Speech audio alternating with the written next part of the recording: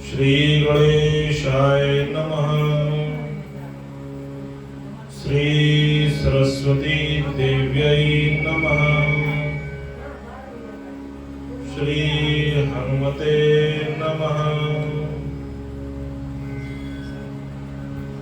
गुरुर्ब्रह्मा गुरुर्विष्णु गुरुर्देवो महेश्वरः गुरुर्साक्षात् परब्रह्म तस्मै श्री गुरुवे नमः।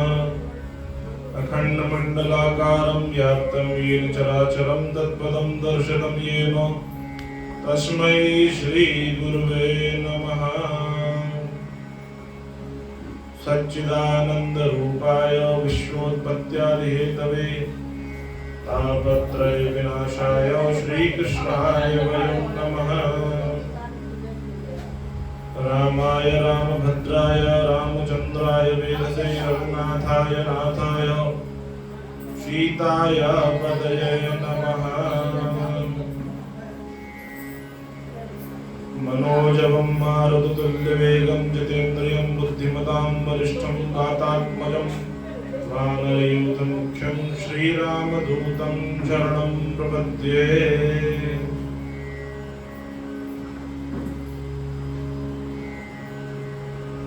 बोलिए वृंदावन बिहारी लाल की जय। वैष्णो माता की जय।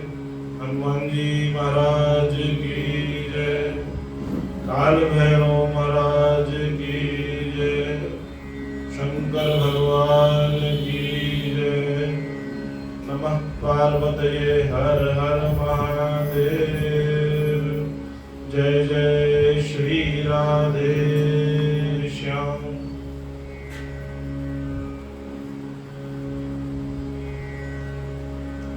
हे गोपाल राधे कृष्ण गोविंद गोविंद। हे गोपाल राधे कृष्ण गोविंद गोविंद। हे गोपाल राधे कृष्ण गोविंद गोविंद। हे गोपाल राधे कृष्ण राधे गोविंद गोविंद। राधे गोविंद गोविंद।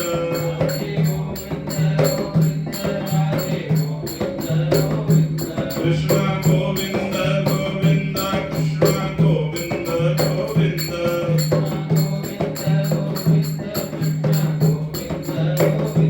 हे गोपाल राधे कृष्ण गोविंद गोविंद।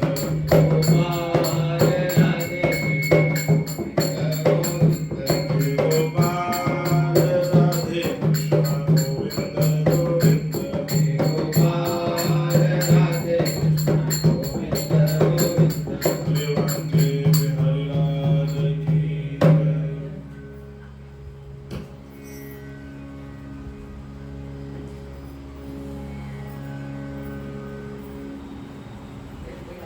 परम अखिल कोटि ब्रह्मांड नायक श्रीमद् भागवत महापुराण जो साक्षात भगवान श्री कृष्ण की रंग में स्वरूप में विराजमान है। आज हम षष्ठम दिवस में भगवान की कथाओं का श्रवण करने के लिए आज उपस्थित हुए हैं। कल हम सभी ने भगवान कृष्ण की बाल लीलाओं का दर्शन किया। कैसे भगवान ने इतने छोटे स्वरूप में भी बड़े से बड़े राक्षसों का संहार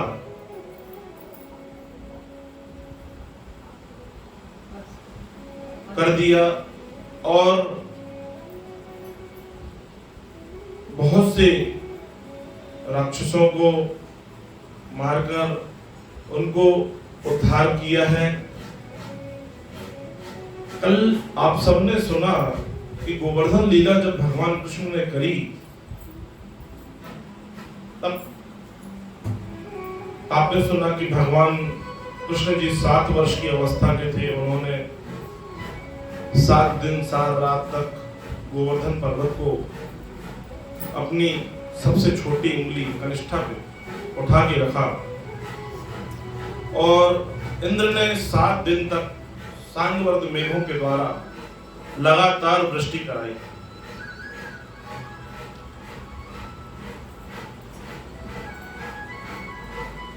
और जब इंद्र ने आके देखा यहाँ तो प्रलय आ जाना चाहिए था, यहाँ तो पूरी भूमि सूखी है,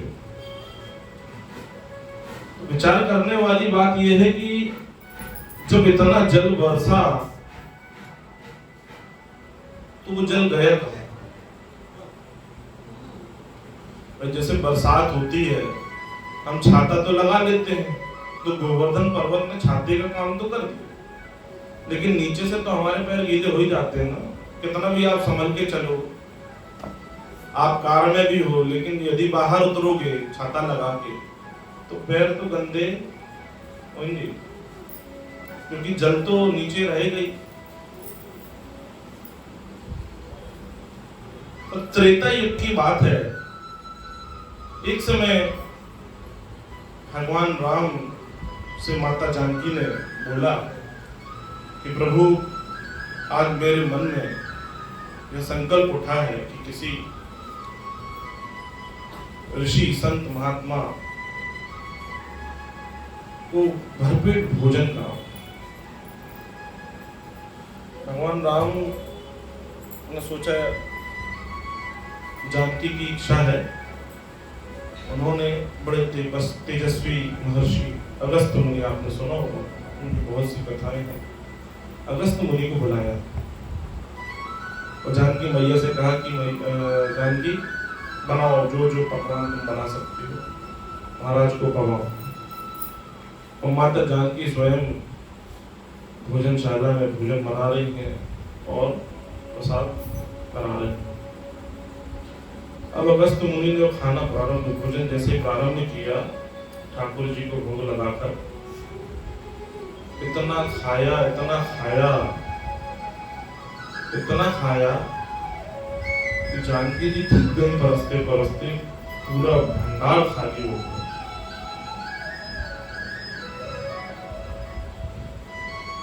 कल हमने आपको बताया था ना, भगवान विष्णु को ब्राह्मण और अग्नि इसके द्वारा भोग लगाते भगवान को बहुत पसंद। ब्राह्मणों शोकमासी बाहु राजन्ना, ब्राह्मणों के मुख में यदि भगवान ब्राह्मण भोजन करते हैं, भगवान बहुत प्रसन्न होते हैं। और मुखाद अग्नि रजायता, अग्नि को भी भगवान का मुख माना गया है। तो यहाँ पर अगस्त्य ऋषि भोजन करते जा रहे हैं, माता जानकी परेशान हुई जा रही। जब परसते परसते परेशान हो गई, उन्होंने राम जी को बुलाया, बोले प्रभु तो कैसी परीक्षा दे रहे हो आप? तो महाराज तो इतने तपस्वी हैं, उनका पेट नहीं भर रहा, इतना खा रहे हैं। देखो साधु संत लोग ना भोजन नहीं करते, वो भंजन करते, भोजन नहीं करते, पापों को नष्ट करते। पेट की जो अग्नि होती है ना, उसको शांत करते, उसमें आपका अहंकार, आपके पाप, उनको जला देते। तो जब भोजन कराते कराते थक गई, भगवान राम से बोली प्रभु प्रार्थना कर रहे हैं, क्या करें? तो बोले एक काम करो, शालिग्राम जी को स्नान कराओ, उनका जो चारों मिलेगा ना, और सबसे पहले तो अपने ऊपर छिड़को, तो तुम्हें ठाकुर जी का आशीर्वाद प्राप्त होगा, शालिग्राम जी को। और फिर जो उन पे तुलसी चढ़ाओगी ना, तुलसी लाके उनको पवा देना। तो माता जानकी ने ठाकुर जी की सेवा करके फटाफट तुलसी लाके और उनके ऊपर चढ़ा के तुलसी लेके उनको जैसे अगस्त्य मुनि ने उसको ग्रहण किया, पूर्णमदः पूर्णमिदं पूर्णात् पूर्णमुदच्यते पूर्णस्य पूर्णमादाय पूर्णमेवावशिष्यते, भोजन पूर्ण हुआ। बड़े प्रसन्न हुए। अब माता जानकी ने भगवान से कहा, भगवान बड़ी आपने कृपा करी, हम तो थक गए थे बहुत ज्यादा, अब भोजन हो गया, अब पानी पिलाने की बारी आई, तो पानी पीना। तो माता जानकी ने समझ गए कि भाई जी जब भोजन इतना किया है तो पानी कितना पिलाना पड़ेगा, तो बोले ये जल आपको प्रभु पिलाएंगे। अब भगवान राम बोले ठीक है, अगस्त्य मुनि को प्रणाम किया, बोले प्रभु अब आप तो जानते ही हैं सारी लीलाओं को, हम आपको जब द्वापर में हम दोबारा अवतार लेंगे तो हम आपको इतना जल पिलाएंगे आप तृप्त हो जाओ, जितना आपका मन। तो वो जो गोवर्धन के ऊपर इंद्र ने वर्षा की थी, तो वो जो सारा जल था वो अगस्त्य मुनि ने किया। और ये बांके बिहारी लाल, ऐसे भगवान ने बहुत सारी लीलाएं की हैं। उसके बाद परीक्षित जी ने पुनः सुखदेव जी से प्रश्न किया कि प्रभु आपने ये तो बता दिया कि बहुत सारे राक्षसों का ठाकुर जी ने उद्धार किया है, और जब अघासुर का वध किया तो ग्वाल वालों के संग उनने बैठ के भोजन किया है, तो वहां पे आपने बोला था कि ये ग्वाल वालों का महाराज है। पर जो गोपांगनाएं हैं, गोपियां हैं, जो चोरी चोरी बहाने से बार बार आके ठाकुर जी के दर्शन करने आ जाती हैं किसी न किसी बहाने से, कल वो सुनाया था ना कि गोबर के लेने के बहाने बार बार, तो जो गोपियां हैं उनको भगवान ने कैसे उद्धार किया। तब सुखदेव भगवान बड़े प्रसन्न होते हैं, बोलते हैं प्रभु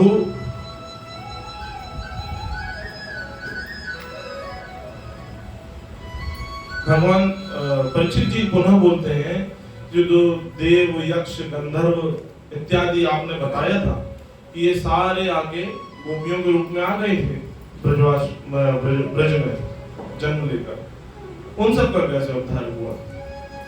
तब सुखदेव जी ने फिर कहा कि जब त्रेता में भगवान राम बन गए हैं तो पूरे रास्ते उन्होंने बहुत से राक्षसों का वहां भी उद्धार किया है, परंतु साथ में वहां बड़े बड़े तपस्वी मुनि जो भी भगवान राम को देखते थे तो उनको हृदय से लगाना चाहते थे, क्योंकि इतना वात्सल्य साधु संतों के हृदय में रहता है कि प्रभु श्री राम का सर्व साकार रूप देखकर, उनका सौम्य स्वरूप देखकर सारे ऋषि मुनि महात्मा संत बिल्कुल गले से लग जाना चाह रहे थे। तब भगवान राम ने उनको सबको कहा था कि अभी हम मर्यादा पुरुषोत्तम के रूप में अवतार लिए, मर्यादाओं का कभी भी उन्होंने उल्लंघन नहीं किया, इसलिए उनका नाम मर्यादा पुरुषोत्तम श्री राम बोलते हैं। तो जब हम कृष्ण के रूप में अवतार लेंगे तब आप सब की जितनी कामनाएं हैं हम सब पूर्ण करेंगे। कहते हैं ना कि राम कृष्ण दो एक हैं, अंतर नहीं निमेश, इनके नयन गंभीर हैं, उनके चपल विशेष। भगवान राम गंभीर है, धीर गंभीर, मर्यादा पुरुषोत्तम, परंतु ठाकुर जी लीला करने वाले। तो वहां पर यहां मर्यादा सिखाई है, वहां पर प्रेम बताया। तब भगवान कृष्ण ने वो जितने साधु संत तपस्वी जो भी थे, जिन्होंने वहां पे ब्रज में आके भगवान कृष्ण की लीलाओं का दर्शन किया और उनको हृदयांगम करने चाह रही थी, गले से लगाना चाह रही थी, तब भगवान कृष्ण ने एक बार शरद पूर्णिमा की रात्रि में भगवान कृष्ण के मन में संकल्प उठा, आज यह शुभ मुहूर्त है। तब भगवान कृष्ण ने ऐसी बांसुरी बजाई है, ऐसी बांसुरी बजाई है कि जितनी गोपांगनाएं थी, जो जो कर रही थी, सब छोड़ छोड़ के भागी। तो दही भिगो रही थी, वो दही आधा छोड़ के भाग गई, तैयार हो रही थी, एक आंख में काजल लग पाया था, दूसरे में नहीं लग पाया था, वैसे ही छोड़।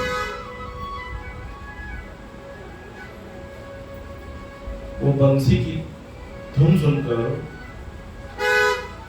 ऐसी हालत हो गई गोपांगनाओं की कि जो पायल थी वो गले में पहन ली, जो पैरों का श्रृंगार है वो गले में पहन लिया, मेहंदी को कान में लटका लिया। जो जैसी हालत में रही है वैसे ही दौड़ पड़ी है, क्योंकि गोविंद से मिलने की उत्कंठा इतनी ज्यादा थी कि उन्होंने लोक लाज मर्यादा का भी उस समय ध्यान नहीं रखा। जो जिस स्थिति में थी वैसे ही दौड़ पड़ी, ऐसा लिखा है भागवत। जैसे गोमुख से गंगा जब निकलती है ना, तो रास्ते में पहाड़ों से टकराना उद्देश्य नहीं होता उसका उद्देश्य जो है वो सागर में जाके मिल जाने का उद्देश्य, मतलब लक्ष्य क्या है? सागर, आनंद सिंधु। ऐसे ही जो गोपियां हैं उनका लक्ष्य क्या है? गोविंद। तो जो जिस स्थिति में थी गोपांगनाएं सीधे निकल पड़ी हैं और ठाकुर का ध्यान करते हुए चुन्नी उड़ रही है, अंग दिख रहे हैं, उससे उनको कोई फर्क नहीं पड़ रहा है, सिर्फ बंसी की धुन में खिंची जा रही है। जब पूरी ब्रज की गोपांगनाएं दौड़ पड़ी हैं, एक गोपांगनाओं को कि पति ने कमरे में बंद कर दिया।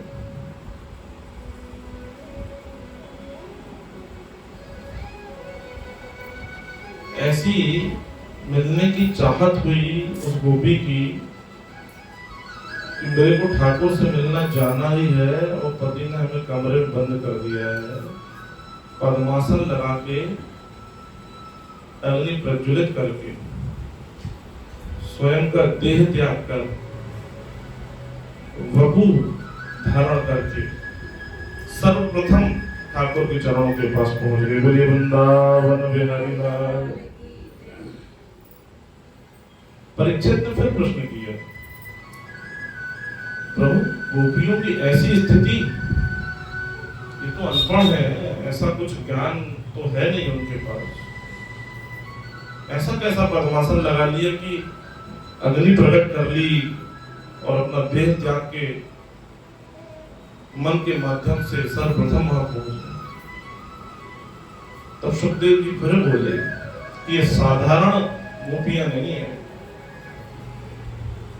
ये साधारण गोपियां नहीं है, ये कई हजारों वर्षों की तपस्या करते रहे, तब जाके उन्होंने यहाँ पे आके गोपियों का रूप धारण किया। ये बहुत बड़े बड़े योगी रहे।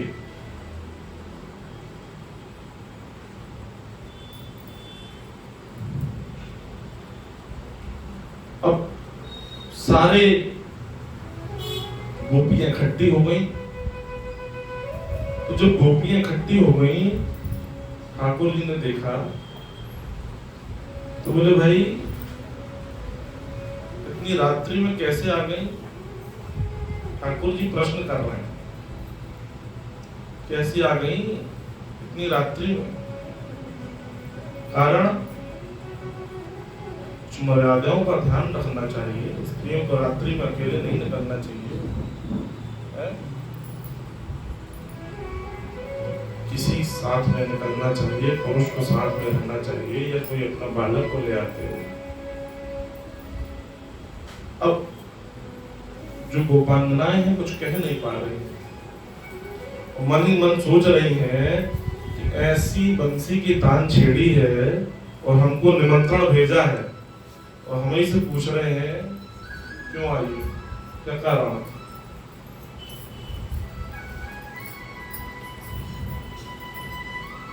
अब भगवान क्यों पूछ रहे हैं? क्योंकि आज भगवान गोपियों के मुख से ही निकलवाना चाहते हैं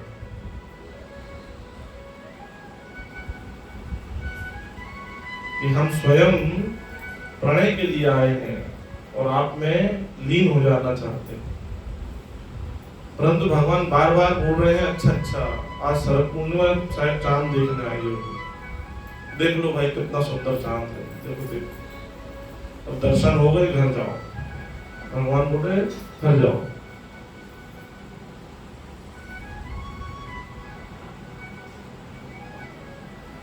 गोपांगनाएं मौन है।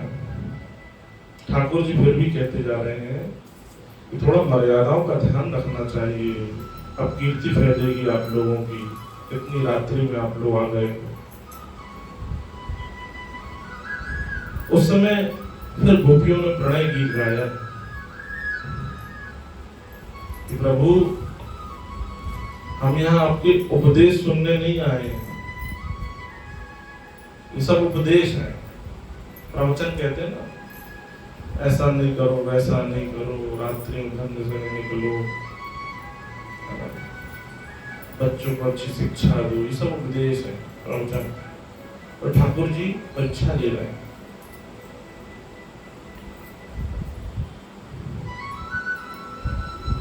गोपियां कहने लगी, प्रभु हम तो भोग लगाने आए हैं। बोले काय का? बोले भात का भोग है। भात जो शब्द है ना, वह भगवान को बहुत प्रिय है। कहते ना अपन जगन्नाथ के भात को, तो भात शब्द से ही भक्त बना है। भात शब्द से भक्त बना। भात कैसे बनता है? पहले तो जब भात जो बनता है अनाज के रूप में, इसमें छिलका चढ़ा रहता है, खेत से आता है, फिर उसको कूटते हैं, उसका जो आवरण होता है छिलका वो उतारते हैं, फिर उसको चावल बन जाता है, चावल बनता है। पकने के बाद भात बोलते हैं, उस समय चावल रहता है, कड़ा रहता है। फिर उसको उबालते हैं गर्म पानी। जब गर्म पानी में उबल जाता है, फिर उसको चेक करते दबा के, ये कुछ कठोरता तो नहीं रह गई, तो वो पूरा मसल जाए, मतलब वो भात बन गया। तो यहाँ गोपियां कह रही है, भगवान हम भोग लगाने आए हैं भात।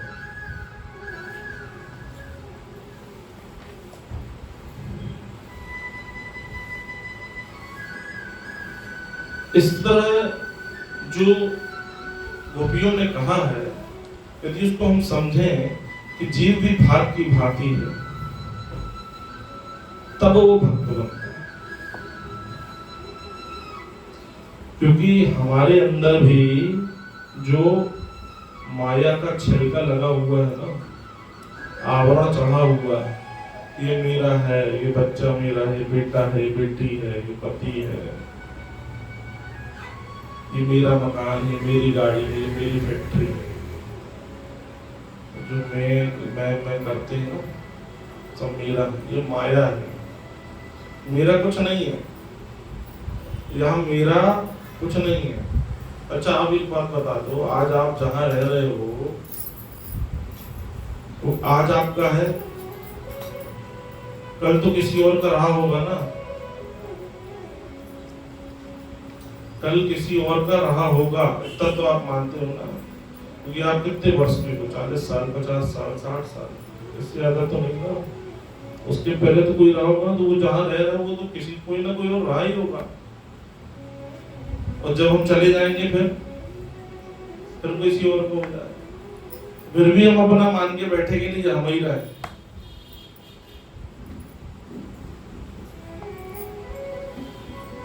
हम जानते सब हैं, ऐसा नहीं है कि हमें नहीं मालूम कि हमारी भी मृत्यु आने वाली, हम भी एक न एक दिन जाएंगे, लेकिन हम मान नहीं रहे। हम मानते नहीं हैं, जानते सब है। कहते ना अमर कौआ खा के कोई नहीं आया, कहते ना। तो हम जान सब रहे लेकिन मान नहीं रहे। ऐसे ही जीव के अंदर जो माया का छिलका है, पहले उसको उतारो। जब उतारोगे फिर चावल को क्या करते, गर्म पानी में फौलाते, तो अपने आप को फौलाओ, तड़पाओ प्रभु की प्राप्ति के लिए। जब तड़पोगे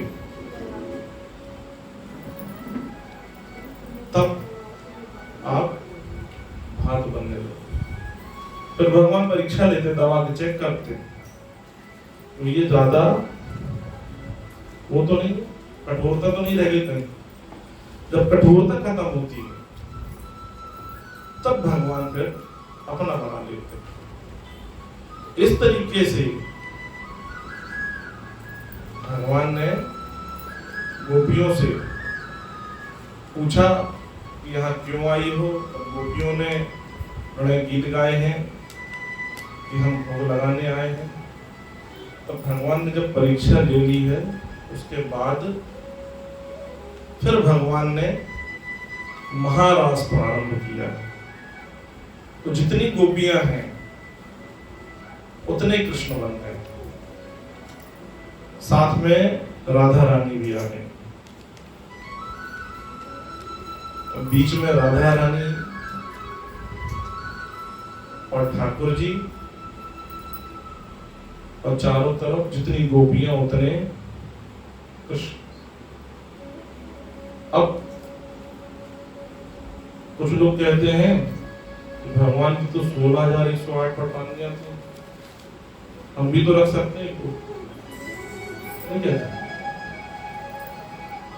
तो उसका उत्तर ये है कि वो ईश्वर है, एक ही समय में हजारों के सामने प्रकट हो सकता है। तुम एक समय में दो होके दिखा दो तो तुम भी रख दो।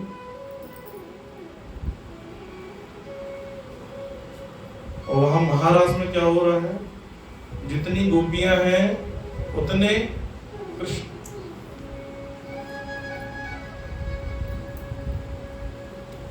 राधा कृष्ण बीच में, चारों तरफ गोपियां।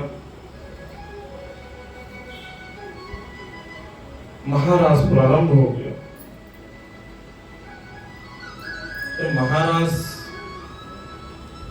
देवता स्वर्ग से देख रहे हैं, पुष्प बरसा रहे हैं, बाजे बजा रहे हैं, दुंदुभियां बज रही हैं, शंख बज रहे हैं। बहुत ही सुंदर महाराज चल रहा है।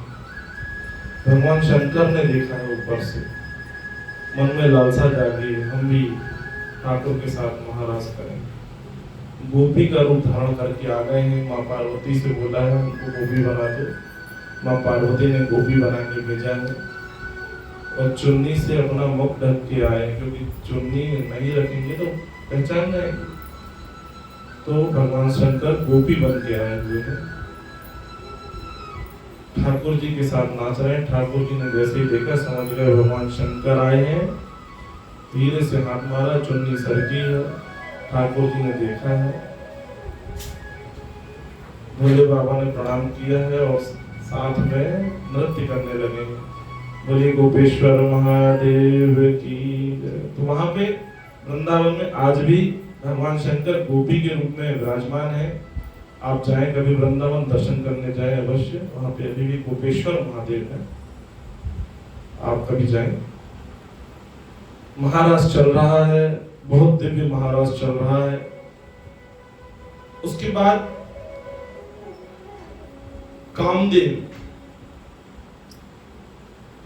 कामदेव महाराज देख रहा है। तो जो कामदेव है वो सोच रहा है कि ये काम की वासना से हो रहा है, काम की वासना से नहीं हो रहा था, यह जीवात्मा का परमात्मा से मिलन हो रहा था, क्योंकि हम उन्हीं के अंश हैं। भाई जैसे सोना एक है, आभूषण अनेक है, गर्दन बना लो, गले का हार बना लो, टॉप्स बना लो, लॉक बना लो, मेहंदी बना लो, बाद में सबको गलाओ, मिक्स कर दो, फिर वापस क्या हो गया? सोना। तो जीवात्मा और परमात्मा दोनों एक ही है। यहां पर कामदेव के मन में घमंड आया। देखता हूं आज मैं नारायण की परीक्षा देता, ठाकुर जी भी ने कहा आ जाओ, तो मैं भी बहुत घमंड है काम करना। कामदेव आए हैं और उन्होंने अपने घातक बाण, वशीकरण, उच्चाटन, स्तंभन, सम्मोहन, उद्दीपन, 5 बाण उनके पास। इसी से लोग मोहित हो जाते हैं और काम वासना में ग्रसित हो जाते हैं। तो कहते ना वशीकरण हो गया, सम्मोहन हो गया, ये सब काम के बाण। परंतु वहां काम वासना तो थी नहीं। भगवान कृष्ण कह रहे हैं कामदेव से, मैं योगेश्वरों का भी योगेश्वर हूँ, योगियों का भी योगी हूँ। और कामदेव को उल्टा लटका दिया वहीं पे।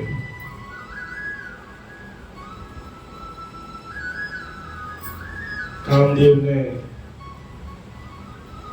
प्रणाम किया, क्षमा मांगी। बाद में वही कामदेव भगवान कृष्ण के पुत्र प्रद्युम्न के रूप में द्वारका में जन्मे और भगवान कृष्ण को वहां कामदेव ने अच्युत नाम दिया है। अच्युत, अच्युत का मतलब है जो पद से च्युत ना हो, मतलब पद से गिरा ना हो, क्योंकि वो परमपिता परमेश्वर है ना भाई। वो तो खुद ही सृष्टि की रचना करने वाला है, सृजन करता है, पालन करता है, संहार करता है। तो पद से च्युत नहीं हुए, इसलिए भगवान ने उनका नाम रख दिया, कामदेव ने अच्युत। बोलिए अच्युत भगवान की जय। अब यहाँ पे महाराज चल रहा है, बहुत दिव्य। गोपियों के साथ भगवान कृष्ण नृत्य कर रहे हैं।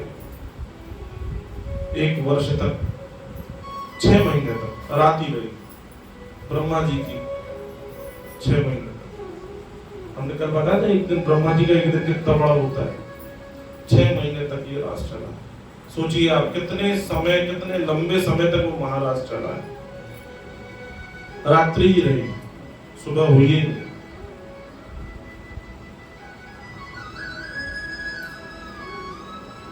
जब नृत्य चल रहा है, महाराज चल रहा है, नृत्य करते करते गोपियों को अभिमान हो गया। देखो साक्षात नारायण हमारे साथ नाच रहे। अभिमान, तुरंत अभिमान हुआ, नारायण हमारे साथ नाच रहे हैं। जैसे ही मन में यह अभिमान आया, भगवान गोपी को लेके अंतर्ध्यान हुआ। यहाँ राधा रानी के साथ अंतर्ध्यान हुआ, और जैसे ही अंतर्ध्यान हुए हैं, सारी गोपियां रोने लगी, व्याकुल हो गए, जैसे किसी ने उनकी श्वास रोक दी, व्याकुल हो गए। भगवान अंतर्ध्यान हो गए। अंतर्ध्यान मतलब उनके अंदर तो थे ही, वहीं छुप गए, गोपियों के हृदय में छुप गए। अभिमान हो गया था ना। गोपियां अपने अंदर होते हुए भी ढूंढ रही हैं, लताओं से, वृक्षों से पूछ रही हैं, ठाकुर का, कन्हैया का, राधा का। और राधा रानी के साथ अंतर्ध्यान हुए।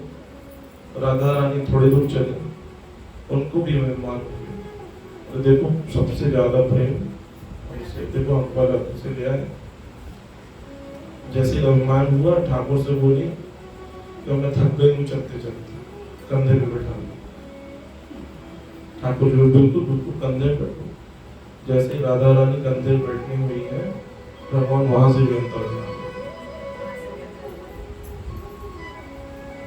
और राधा को भी अभिमान। अहंकार भगवान का भोजन, अहंकार नहीं करो। भक्त बन के रहोगे, सारी गति से उधारी है।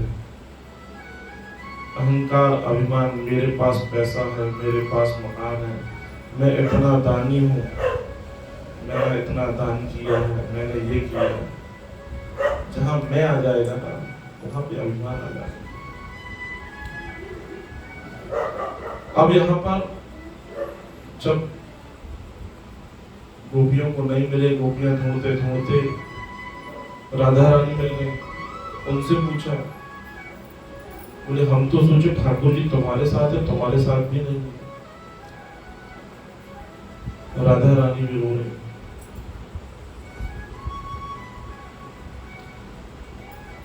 उसके बाद सभी गोपांगनाओं ने गोपी गीत गाया है, ठाकुर जी को मनाया है, अपना अभिमान अहंकार त्यागा है।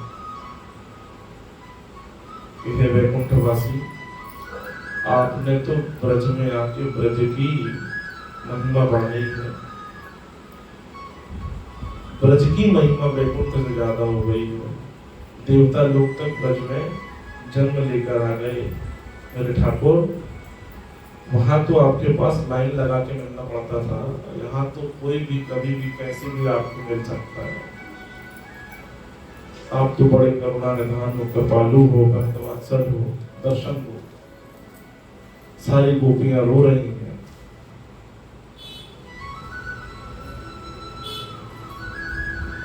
आप तो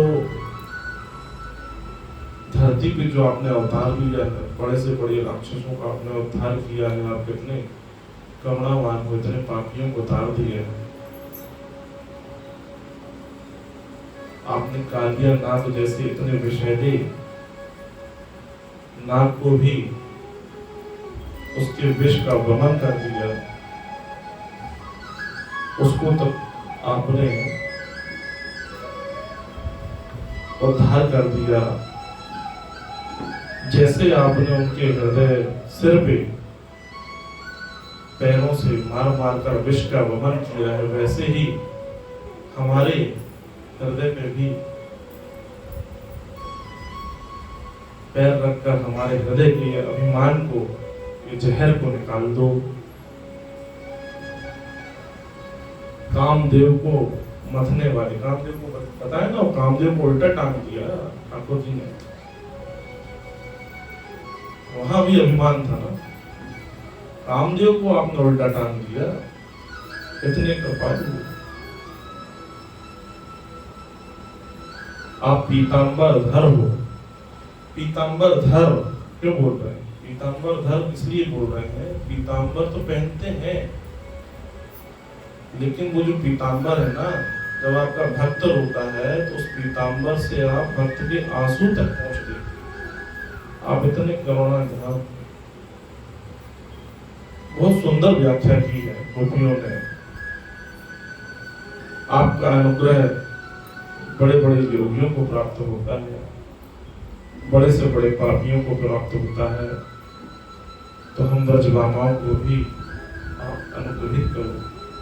बार बार रोते हुए गोपियों ने बहुत सुंदर गीत गाए हैं। इस तरह भगवान ने महारास की लीला संपन्न की है। बोले वृंदावन बिहारी लाल की जय। इसके बाद भगवान ने कंस का वध किया है। सुखदेव जी राजा परीक्षित से कहते हैं कि अरिष्टासुर नामक राक्षस भी बाद में भेजा था कंस ने, उसको भी ठाकुर जी ने बैल बन के आया था, उसकी टांग पकड़ के उठा के पटक दिया था, उसका भी उद्धार किया। अब कंस का समय नजदीक। नारद जी तो सर्वज्ञ है, जानते ही हैं। नारद जी पहुंच गए कंस के पास। गुरुदेव हैं नारद, प्रणाम किए। महाराज जय हो, प्रभु गुरुदेव आइए विराजिए। सिंहासन देकर पूजन अर्चन की। नारद जी पूछ रहे, कंस क्या बात है, बहुत परेशान, तुम्हारे मस्तक पर चिंताएं की लकीरें खींची हुई। कंस ने कहा, गुरुदेव इतने राक्षस भेज चुका हूं ये राम कृष्ण और बलराम को मारने के लिए कि अब तो मेरे जितने असुर हैं खत्म ही हो गए। अब तो लोग जाने से डरने लगे हैं कि वहां जो गए हैं कोई लौट के नहीं आया। बोले तुम्हारे साथ धोखा हुआ है, पता है कंस? तो कैसा धोखा प्रभु? नारद जी ने सब बता दिया। देवकी का 7वां पुत्र जो था वो बलराम था, 8वां कृष्ण। कंस क्रोधित हो गया, आंखें लाल, तलवार निकाल ली। वसुदेव ने झूठ बोला, विश्वासघात किया मेरे साथ, वचन का धनी था, झूठ बोला मेरे से। बोला 7वें गर्भ का पतन हो गया और 8वें बता दिया पुत्री हुई। तुरंत तलवार निकाल ली। बोले आज ही वासुदेव को मार डालूंगा। नारद जी बोल नहीं नहीं नहीं, मारना नहीं, मार दोगे ना तो वो कभी आएंगे नहीं तुम्हें पकड़ने, वो वहीं बाहर के बाहर हो जाएंगे। तुम कोई ऐसी युक्ति करो, ऐसी युक्ति बढ़ाओ कि उनको यहाँ आना पड़े। बोले गुरुदेव आप ही बता दो। बोले ठीक है। बोले काम करो तुम ना, मेले का आयोजन करो, बड़ा मेला, और यहाँ से निमंत्रण भेजो नंद बाबा के पास, सबको आना है और कृष्ण बलराम को जरूर लेके आना। बोले ठीक है महाराज, ये बहुत अच्छी युक्ति है। कंस ने अक्रूर जी को बुलाया है, उनके मित्र हैं, कुछ जगह उनके भाई भी हैं। अक्रूर जी को बुलाया। अक्रूर जी घबरा रहे हैं। कंस जो था ना बहुत निर्दयी, बहुत पापी था, किसी को भी मार देता था। अक्रूर जी गए, प्रणाम महाराज, क्या आदेश है? कंस बोला, बहुत बहुत धन्यवाद मित्र, तुम आए हो। एक काम करो, तुम गोकुल जाओ, वृंदावन जाओ, वहां पे नंद बाबा और कृष्ण बलराम को निमंत्रण दे के आओ, उनके सारे साथियों को ले आना, बहुत बड़ा आयोजन यहाँ हो रहा है। यहाँ मल्ल युद्ध वगैरह बहुत सारे कार्यक्रम होंगे, उनको भी आमंत्रित करो। अक्रूर जी जानते थे कि जो कृष्ण जी हैं साक्षात नारायण हैं। मन ही मन बहुत धन्यवाद दे रहा है कंस को, पहले गाली बक रहा था, धन्यवाद दे रहा है। तो इसके कारण आज भगवान कृष्ण के दर्शन हो जाएंगे, सौभाग्य है, मेरे भाग्य खुल गए। बोले जैसी आज्ञा प्रभु।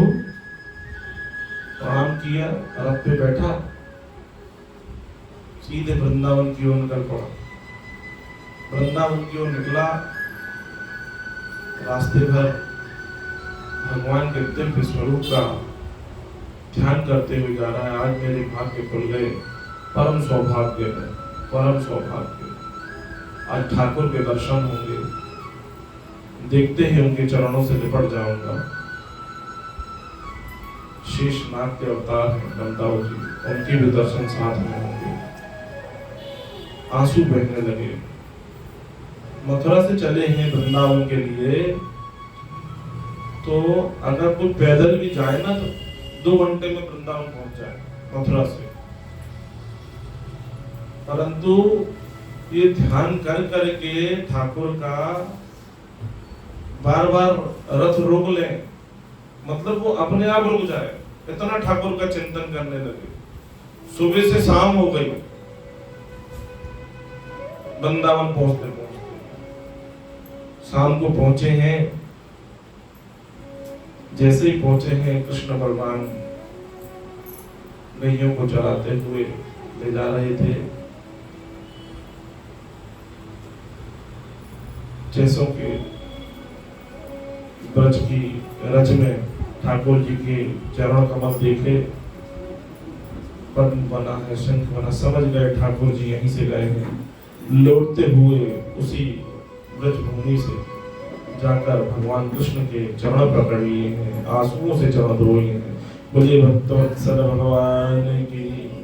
श्रीमन नारायण नारायण नारायण, श्रीमन नारायण नारायण, भजमन नारायण नारायण नारायण।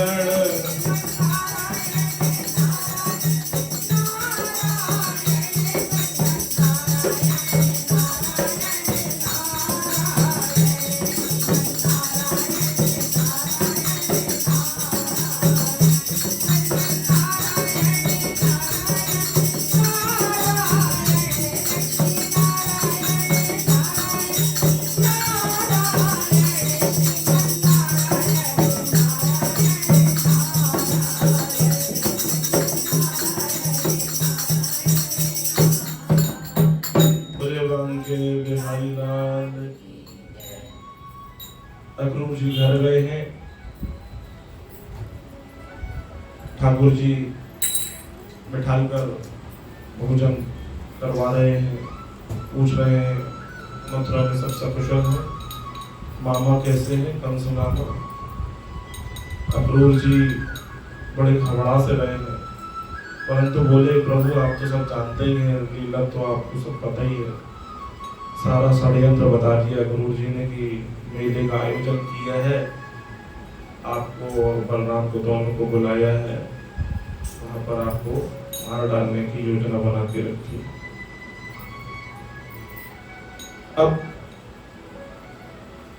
ठाकुर जी बोले अरे बिल्कुल चलेंगे, प्रातः काल हम लोग सब चलते हैं, सारे बाल बाल सबको ले चलेंगे। नंद बाबा वैसे ही परेशान रहते थे, टेंशन में रहते थे कन्हैया को लेके कि इतने राक्षस आते रहते हैं, आज लाला को अकेले बुला लिया है कंस ने, पता नहीं क्या कर देगा। तो नंद बाबा बोले कि नहीं हम भी चलेंगे। बोले आप भी चलो।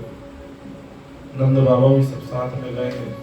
प्रातःकाल जैसे ही रथ पर सवार हुए हैं, गोपियां आ गई हैं, गोपियां रोने लगी हैं, ठाकुर कहाँ चले। अक्रूर जी को बहुत अपशब्द कहे, बोले तुम्हारा नाम अक्रूर नहीं क्रूर होना चाहिए, तुम हमारे भगवान को ले जा रहे हो। भगवान कृष्ण भी देख रहे हैं। अक्रूर जी रथ जैसे ही चलाने लगे हैं, गोपियों ने रथ घेर लिया है चारों तरफ से। अक्रूर जी ने भगवान से इशारे में पूछा, क्या करें प्रभु, रथ आगे बढ़ाएंगे तो सबको चोट लगेगी। ठाकुर जी समझ रहे हैं हटेंगी नहीं गोपियां, क्योंकि दिव्य महाराज भी तो कर ही था ना थोड़े समय पहले, और गोपियों का तो स्नेह वात्सल्य बचपन से रहा है।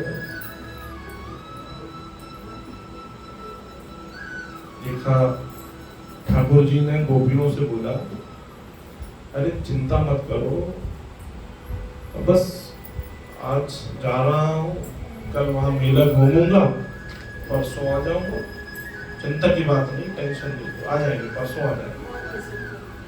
अब यहाँ पर गोपियां, जब ठाकुर ने वचन दिया तो गोपियां मान गई। अरे नहीं, लाला कह रहा, कन्हैया कह रहा है, साक्षात नारायण कह रहा, परसों आ जाएंगे तो मान गई। रथ आगे बढ़ा, मथुरा पहुंचे हैं। जब मथुरा पहुंचे हैं तो रात्रि हो गई। जाकर नंद बाबा, बलराम, कृष्ण, सारे ग्वाल बाल, मधुमंगल, श्री रामा, सारे बहुत सारे लोग गए थे मेले के उद्देश्य से, मेला देखने जा रहे हैं। बाकी को तो नहीं पता था कि कंस का संहार होने वाला है। तो गांव वालों को आज भी बड़ा आनंद आता मेला देखने में। अभी भी देखते हैं बेड़ा घाट का मेला, बरमान का मेला, अपन भी चले जाते हैं कभी कभी, है ना। भले ही एडवांस हो गए हैं लेकिन आनंद आता है उसमें। तो सारे ग्वाल बाल पहुंच गए, सारे लोग गए हैं। भगवान ने नंद बाबा से पूछा कि बाबा थोड़ा मथुरा घूम लूं, क्योंकि वहां पे भी कुछ लोग का उद्धार करना था। भगवान तो सर्वज्ञ है, तो कालज्ञ है। बोले ठीक है, जल्दी आ जाना। जैसे ही कृष्ण और बलराम मथुरा में निकले, ऐसा मनोहर दृश्य, ऐसी दिव्य छटा, ठाकुर जी की पीतांबर धारण करके सिर में मोर पंख लगाए हुए, कमर में बांसुरी खुशी हुई है। बलदाऊ जी हाथ में हल लेकर, सारे ग्वाल बाल पीछे पीछे हो अल्लाह करते हुए। वृंदावन छोटा है, मथुरा बड़ा है। जैसे गांव से शहर जाते तो बहुत आनंद लेते हैं, अब यहाँ के लोग बम्बई दिल्ली जाए तो और आनंद है, अरे बड़े बड़ी मंदिर में, ऐसे ही बड़े आनंद लेते हुए चल रहे हैं प्रसन्नता से। सारे मथुरा वासी कृष्ण बलराम को देखकर इतने प्रमुदित हो रहे हैं, बुला रहे, लाला आओ, कुछ खा लो, कुछ खा लो। सबको सब अपने घर बुला रहा है। कोई माला पहना रहा है, कोई पुष्प, कुछ फूल दे रहे हैं, सबने बहुत सारे उपहार दिए। भगवान कृष्ण बड़े खुश हो गए, बोले अरे मामा के राज्य में तो बड़ा स्वागत सत्कार हो रहा है। इतने में ही ना कंस का धोबी आ रहा था, जो कपड़े धोता था, बढ़िया राजसी वस्त्र लेके आ रहा था। तो क्या होता है कि जो बड़ा अधिकारी होता है ना, उसका प्यून भी अपने आप को अधिकारी समझते हैं। अब कंस का धोबी, वो भी राजा से कम नहीं। ठाकुर जी ने रोक लिया, पहचान गए, बोले कहाँ जा रहे हो? बोले अरे तुम्हें क्या, गांव के ग्वाल वाल बहुत सारे अपशब्द हैं। बोले अरे कुछ कपड़े हमारे ग्वाल वालों को भी पहना दो। बोले अरे ये राशि वस्त्र है, तुम लोग कहाँ भैया चराने वाले क्या पहनोगे, क्या जानते हैं सब। ठाकुर जी ने एक हर ताकत कान के नीचे, धोबी जो था 4 खाने थे, भगवान ने पोटली उठाई, सारे ग्वाल वालों को दी, बोले पहनो। सारे ग्वाल वालों ने बड़े बड़े वस्त्र, अब वो तो सब छोटे छोटे थे, तो महाराजा लोगों का वस्त्र पहने, बुले छाजे से पहने, बड़े खुश, बड़े प्रसन्न हो रहे हैं। भगवान गलियां गलियां घूम रहे हैं, वहां पर एक सुदामा नाम का उनका भगत था। सुदामा बड़ा भक्त था, सारे लोग उनको अपने अपने घर बुला रहे थे, लेकिन सुदामा बाहर नहीं था, अंदर था, उसको पता नहीं। भगवान सीधे सुदामा के घर में पहुंच गए, अंदर माली था वो, देखते ही पहचान गया, वाह मेरी कुटिया में नारायण आए, लेट के प्रणाम किया। ऐसे भक्तों के प्रति भगवान बड़े उदार हृदय रखते हैं। बोले भक्त वत्सल भगवान की। उसके बाद आगे चल रहे हैं, एक कुब्जा जो कई लोगों की पीठ में कुबड़ में बना थी, उसका नाम ही कुब्जा रख दिया था, देखने में भी सुंदर नहीं थी। बोले अरे माता जी सुनो, कैसे ही घूम के देखा, इतना सुंदर चेहरा दोनों का, साथ में ग्वाल बाल, बड़ी पसंद है। बोली कहाँ जा रही हो? बोली मैं चंदन लगाती हूँ, राजा कंस भी मेरे हाथ पे चंदन लगाते हैं। बोले हम लोग को भी लगा दो। कुब्जा ने सबको चंदन लगाया, बड़े खुश हुए। ठाकुर जी के माथे तक हाथ नहीं बोले, छोटी थी ना, तो लोग हंसने लगे, कुब्जा कुब्जा करके उसको चढ़ाने लगे। ठाकुर ने देखा, उसके पैर पे पैर रखा, अंगूठा फंसाया, ठुड्डी पकड़ी, सीधा खड़ा कर दिया। इतना सुंदर दिव्य रूप दे दिया जैसे माँ लक्ष्मी साक्षात वैकुंठ लोक से धरती पर पधार गई। सब लोग देखते रह गए। ऐसी लीलाएं भगवान ने बहुत सारी करी। उसके बाद भगवान आगे बढ़े हैं। कंस को परशुराम जी ने एक धनुष दिया हुआ था और कहा था कि ये धनुष जो तोड़ेगा, जो इसकी प्रत्यंजा चढ़ा देगा, वो तिरांत कर देगा। तो कंस ने धनुष मंदिर बना के रखा था लोगों को दिखाने के लिए। देखो परशुराम जी ने, लोग अपना वैभव दिखाना बहुत पसंद करते हैं। देखो इतनी बड़ी कार ले आए, देखो इतना बड़ा घर बना लिया, हवाई जहाज से आए हम, वैभव दिखाना बड़ा पसंद है लोगों को। तो कंस को भी था, बनाया मंदिर। ठाकुर जी बोले हम दर्शन करने अंदर गए, बलराम और कृष्ण, सैनिक लोग देखते रहे, छोटे छोटे। बोले बलदाऊ जी बोले लाला देख रहे हो, परशुराम जी का ये धनुष है, देखो जरा उठा के। तो सैनिक लोग थे, सब हंसने लगे जोर जोर से। तो ये इतने छोटे छोटे क्या उठाएंगे? लाला ने उठाया, बाएं हाथ से प्रत्यंचा चढ़ाई, क्षण भर में उसको दो भाग में कर दिया। इतनी तेज ध्वनि हुई, इतनी तेज बिजली कड़कड़ाई है कि कंस सिंहासन से गिर पड़ा। सैनिक लोग दौड़ते दौड़ते पहुंचे हैं सभागार में। कंस को बताया कि महाराज आपका परशुराम वाला धनुष टूट गया है। कंस घबरा गया, समझ गया मेरा अंत निश्चित है। इसके बाद भगवान ने मथुरा में घूमते हुए, भ्रमण करते हुए रात्रि वहीं बिताई है। प्रातः काल दूसरे दिन सभी लोग सभागार में पहुंचे, नंद बाबा भी पहुंच गए। और जो षड्यंत्र था कि राम कृष्ण बलराम को बुलाकर आज मारना ही है, तो मल्ल युद्ध रखा हुआ था। सबसे पहले तो उन्होंने हाथी रखा था, तो हाथी को दरवाजे भी खड़ा करके रखा था कि जैसे ही आए यहीं को चल देना, अंदर ही नहीं आने देना। जैसे ही कृष्ण बलराम आए, महावत से कहा हाथी हटाओ। बोले तुम्हारे स्वागत ही के लिए रखा। जैसे ही हाथी से पैर उठाया है, ठाकुर जी ने दांत पकड़ के एक पटकनी मारी है,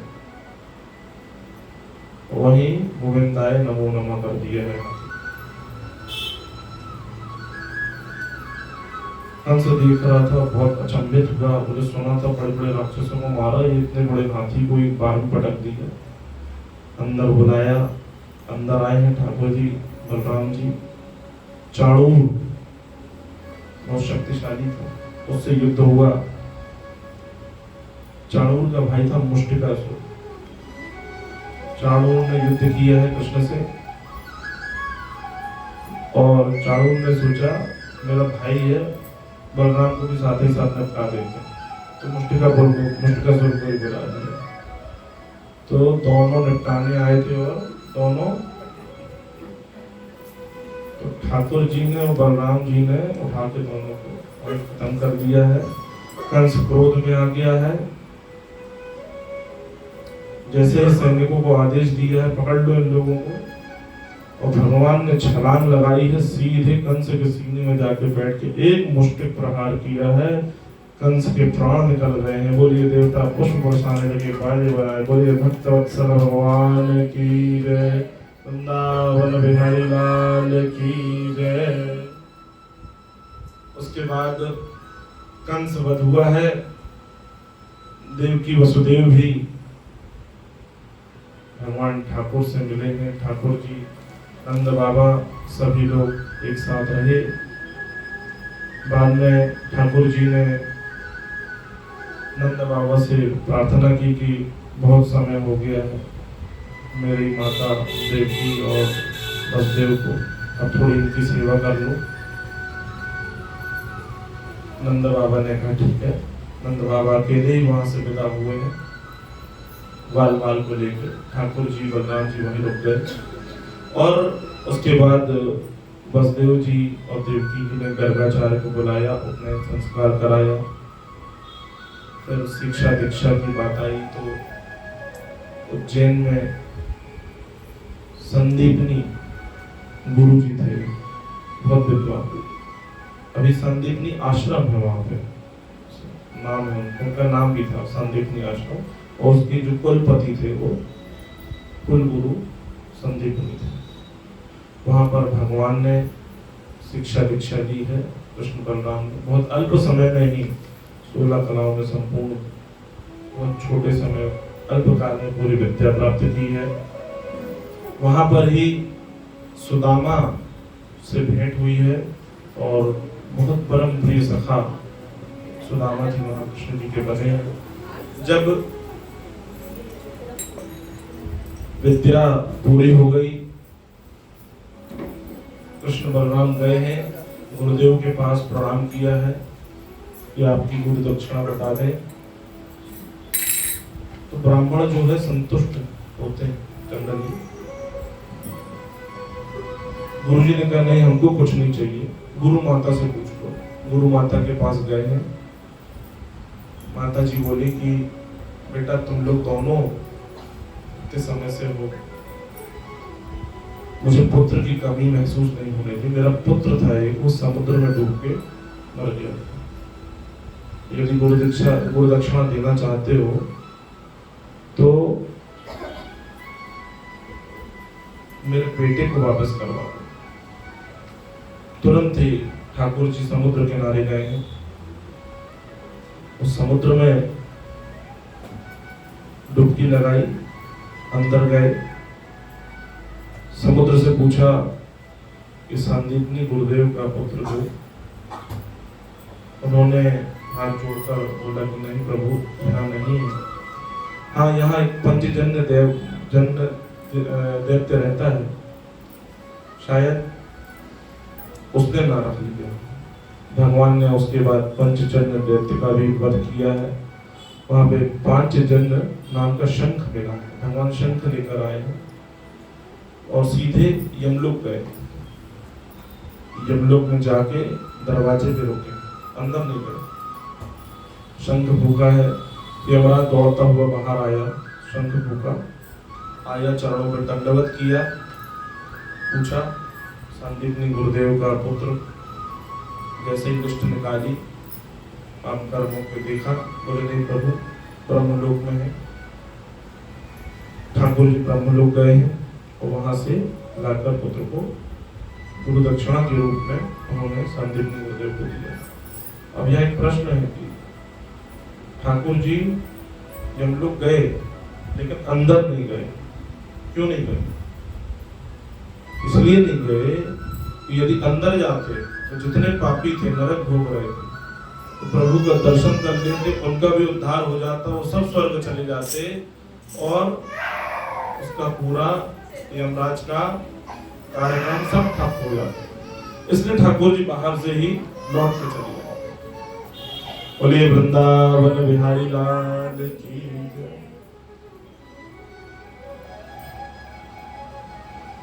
उसके बाद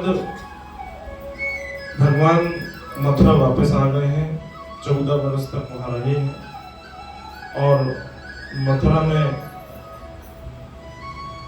राजा उग्रसेन जो कंस के पिता थे उन्हीं को गद्दी पर बिठाना है।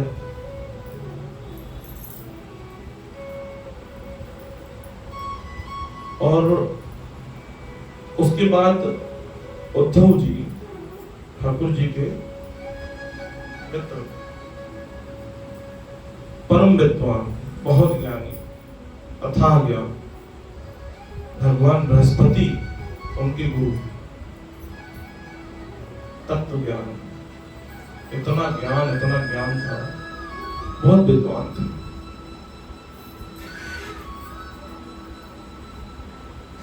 यहाँ पर सुखदेव जी ने बताया है राजा परीक्षित को, उद्धव ज्ञान तो बहुत था परंतु प्रेम बिल्कुल नहीं। ज्ञान अर्थात सागर थे ज्ञान। तो यहाँ पर गोपी उद्धव संवाद सुखदेव जी ने परीक्षित जी को सुनाया है। एक दिन भगवान कृष्ण ने उद्धव को बुलाया, उद्धव से कहा, उद्धव में बहुत परेशान, तो ठाकुर जी आप तो साक्षात नारायण हैं, आप तो वो जानते थे, दिव्य ज्ञान था ना, उनको पता था कि ये नारायण है, कृष्ण नहीं है, साधारण मनुष्य नहीं है, दिव्य ज्ञान। तो प्रभु आप क्यों परेशान? बोले आप मुझे बार बार गोपियों की याद आ रही है।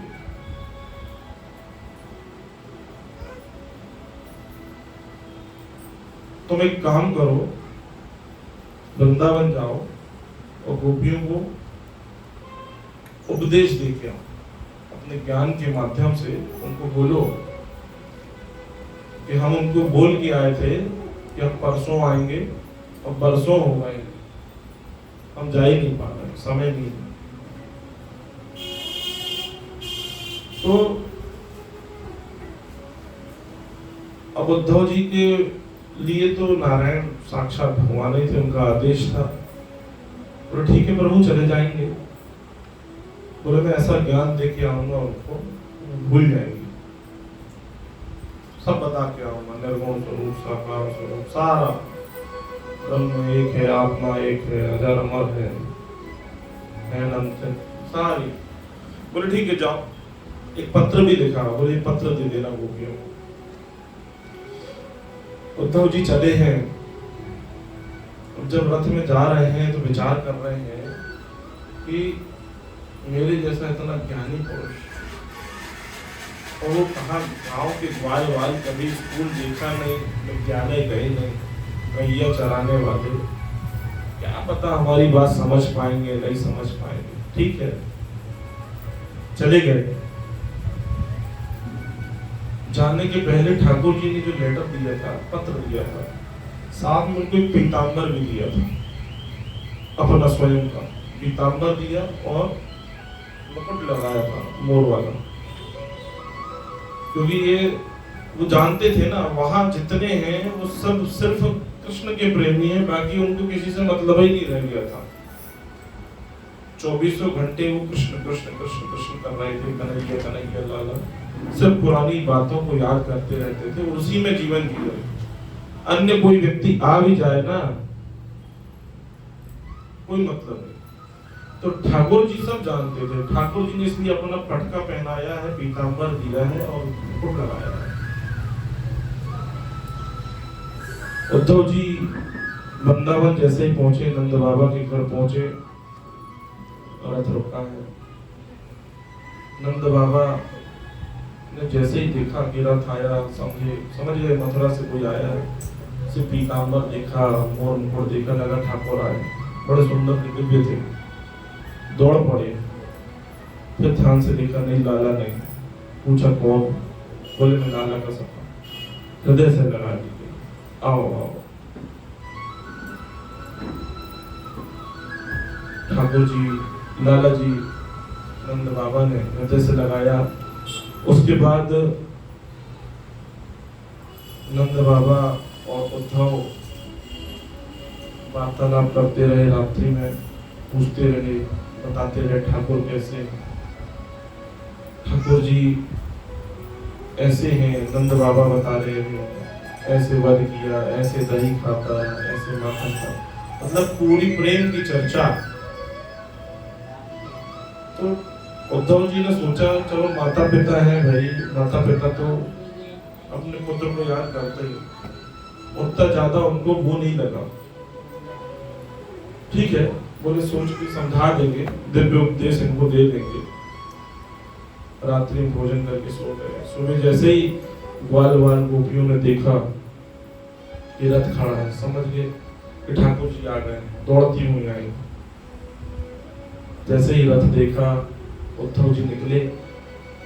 उद्धव जी को देखते ही पहचाने ठाकुर ने, परंतु पटका है जो मुकुट लगाए हैं, कृष्ण जी मुकुट में जो मोर पंख लगाते हैं, देख के रोने लगे, भाव में लोगों भी।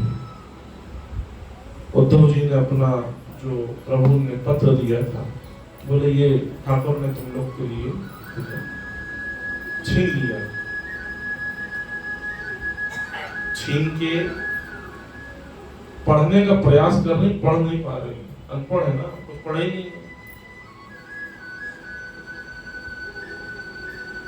छुड़ा रही है एक दूसरे से। जब देखा कुछ समझ में आया नहीं, वापस उद्धव जी को दिया, बोले ये बताओ हमारा नाम कहाँ लिखा ठाकुर? आश्चर्यचकित उद्धव जी, कितना प्रेम, मतलब पढ़ते नहीं बन रहा है फिर भी पूछ रही है कि हमारा नाम कहाँ लिखा। काला अक्षर भैंस बराबर है, लेकिन फिर भी प्रेम कितना है ठाकुर से। थोड़े द्रवित हुए उद्धव जी, ज्ञान थोड़ा नीचे उतरा। कैसा प्रेम, अद्भुत प्रेम। इतने में ही भौरा आ गया। भौरे को देख के कहने लगी, ये भौरा आया, ये भी कृष्ण कन्हैया जैसे काला काला है, कपटी है, तो फूलों का रस चुरा के भाग जाता है, फूल मुरझा जाते हैं जाके, और अपना सेवन करके आगे भाग जाता है। भौरे से भगवान कृष्ण की तुलना कर रहे हैं।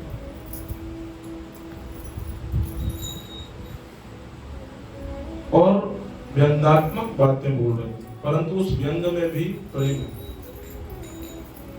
छुप के बाली को मारा, कपटी है, छुप के बाली को मार दिया। तो बेचारा राजा बलि 3 पग की भूमि बोले दान देंगे, पूरा त्रैलोक नाप लिया। किसी पे दया नहीं करता, परंतु क्या करें लोग फिर भी दीवाने। ऐसी बहुत सारी बातें कहकर गोपियों ने उद्धव जी को समझाया। उद्धव जी सुनते सुनते सुनते रोने लगे। गोपियों की ये जो दशा देखी ना उन्होंने, रोने लगे। जितना उनको आत्म तत्व का ज्ञान था ना, सबरा भूल गए। कि ये जो बिना पढ़ी लिखी हैं और ये भगवान के अवतारों की चर्चा कर रही है, भगवान के अवतारों की चर्चा कर रहे हैं, मेरा ज्ञान तो कुछ नहीं है इनके सामने। ऐसा प्रेम देखा ही नहीं।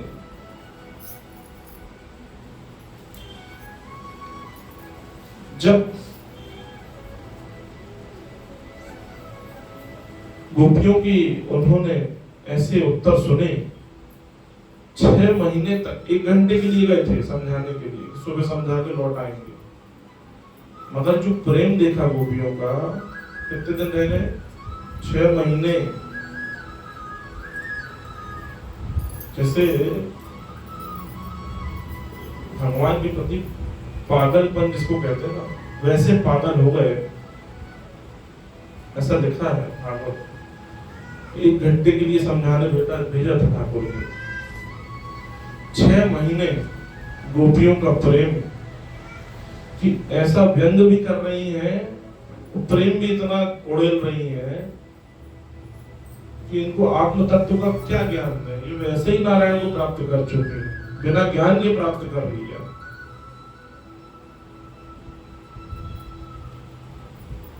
उद्धव जी चरणों पे नहीं लेटे, किसके? गोपियों के चरणों पे नहीं लेटे। गोपियां जिस रज पर चल रही थी ना, उस रज पे लेट गए। ऐसी ब्रज की रज की महिमा भागवत में लिखी है। उद्धव जी ने अपने शरीर में लपेट ली। 6 महीने बाद लौटे हैं।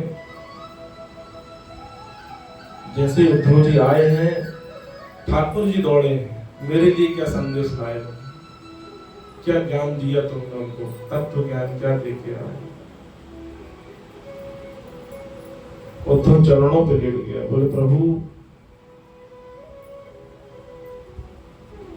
प्रेम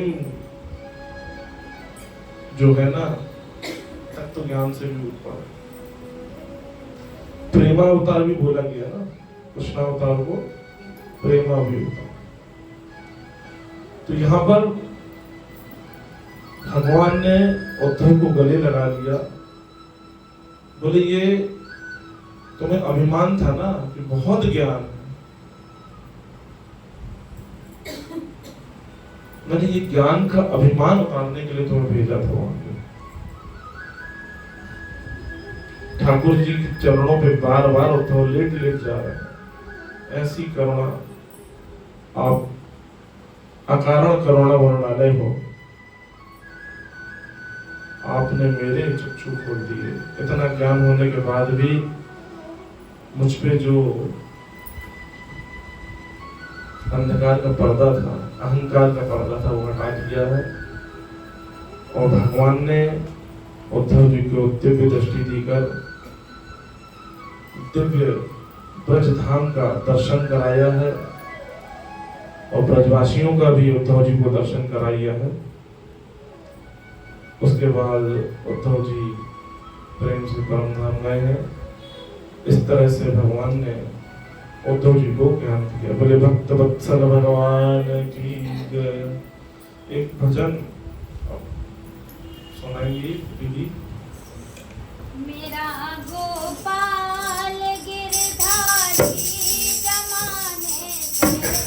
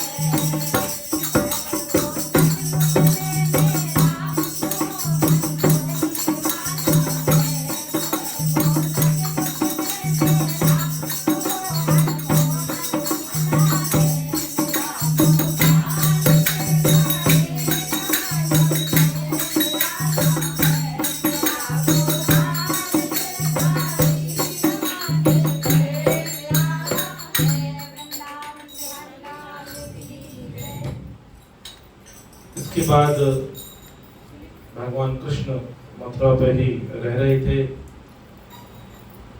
कंस के ससुर जरासंध ने 17 बार चढ़ाई करी, मथुरा पे आक्रमण किया अक्षौणी सेना के साथ। 17 बार भगवान ने उसको हरा के पराजित कर दिया, परंतु जरासंध माना नहीं। एक काल्यवन थे, मुस्लिम कंट्री है, वहां के राजा थे, अजेय थे, किसी से निकाले थे। जरासंध को पता चला कि अजेय है, आज तक किसी से हारा नहीं, संधि कर ली, काल्यवन को बुला लिया।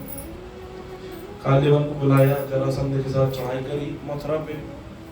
जैसे भगवान को पता चला, काल्यवन, पता क्या चला वो नारायण थे, वो सब पता था, लीला पता थी।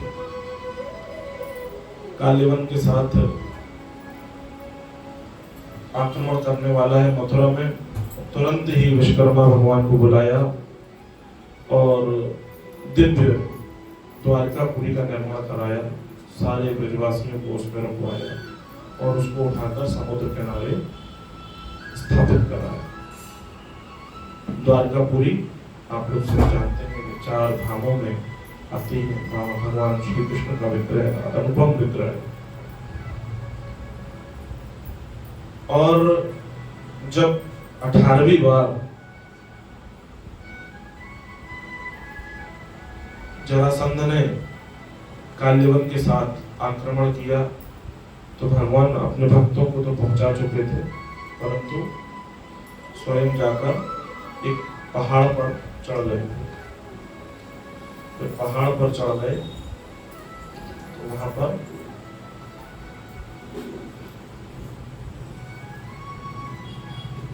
भागते हुए काल्यवन पीछा करता रहा, बोला छोड़ूंगा नहीं कृष्ण को।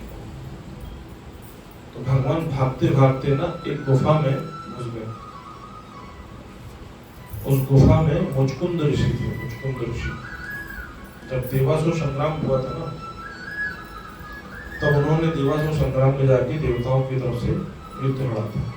जब समाप्त हुआ तो देवताओं से बोला हम जा रहे हैं। तो बोला कहाँ जा रहे हो? तो कई कल्प बीत गए पृथ्वी लोक पे, फिर क्या करें? बोले वरदान मांग लो। बोले प्रभु हम बहुत थक गए बढ़ते बढ़ते। देवताओं से बोले और मुझे नींद चाहिए, और जो मेरी नींद में बाधा डालेगा, जैसे ही मेरी दृष्टि पड़ेगी जल के पास हो जाएगा। देवताओं ने कहा आशीर्वाद तथास्तु। आकर गुफा में सो गए और ठाकुर जी भागते भागते उसी गुफा में घुसे और अपना पीतांबर पटका उड़ा दिया मुचकुंद ऋषि को। काल्यवन घुसा खड़ग लेके, तलवार लेके। आज ठाकुर का अंत निश्चित है। जैसे पीला पटका ओढ़ा देखा, खींच दिया, खींचा, नींद खुल गई। मुचकुंद ऋषि वरदान था, जिसपे पहली दृष्टि पड़ेगी जल के भस्म हो जाए।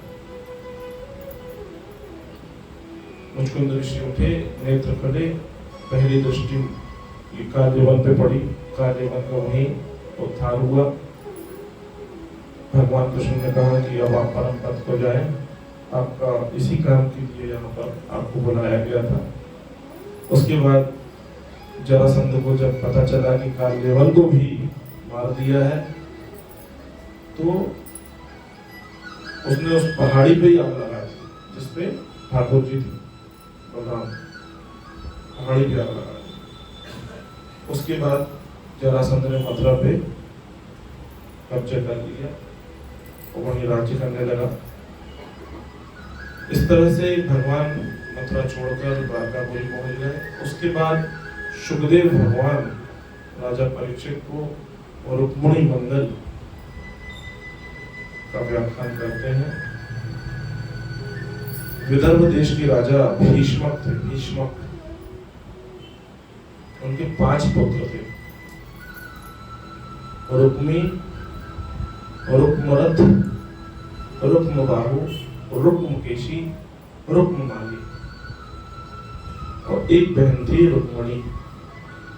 जो रुक्मणी थी ना, वो लक्ष्मी जी का अवतार थी साक्षात। क्योंकि नारायण जहाँ है वहाँ लक्ष्मी तो रहती है ना। लक्ष्मी नारायण भगवान बोलते हैं, क्षीर सागर में हो तो वहाँ रहेंगी, पृथ्वी लोक पे हो तो पृथ्वी लोक पे पीछे पीछे नारायण के बिल्कुल साथ में चलती। भीष्मक जो था वो जानता था भगवान कृष्ण जो है ना नारायण। एक दिन पांचों पुत्रों को बुलाया, बोले बेटा शादी करना है बहन की,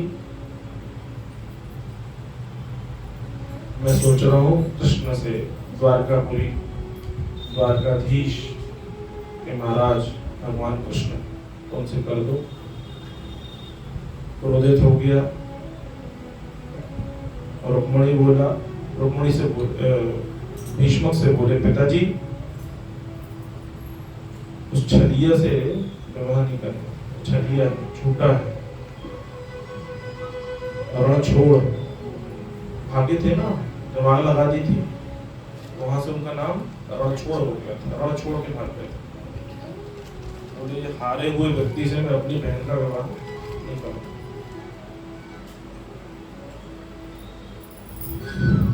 सिंधु नरेश मैं शिशुपाल से इसकी बात तय कर आया हूँ, तो परसों बारात आ रही, तो सीधे फैसला सुना दिया। पेशियां नहीं हुई, पेशियां होती ना, फैसला सुना दिया बिना पेशी के। अब भीष्मक जी ठीक है, जैसा ठीक समझोगे। रुक्मणी जी को खबर लगी, भाभियों के पास पहुंची, भाभियों से बताया, भाभी नारद जी के मुख से कथाएं सुनते सुनते मैंने तो ठाकुर को ही अपना पति मान लिया। अच्छा, देखा कभी नहीं, सब लीलाएं सुनी है, कथाएं सुनी है, और बिना देखे ही प्रेम हो गया।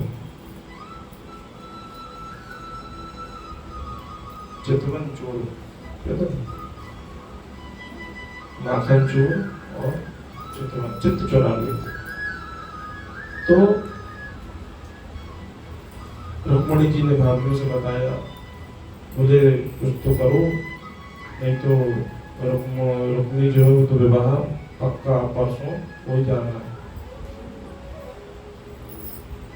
तुरंत रात्रि में ब्राह्मणों को बुलाया, पत्र लिखा, प्रेम पत्र।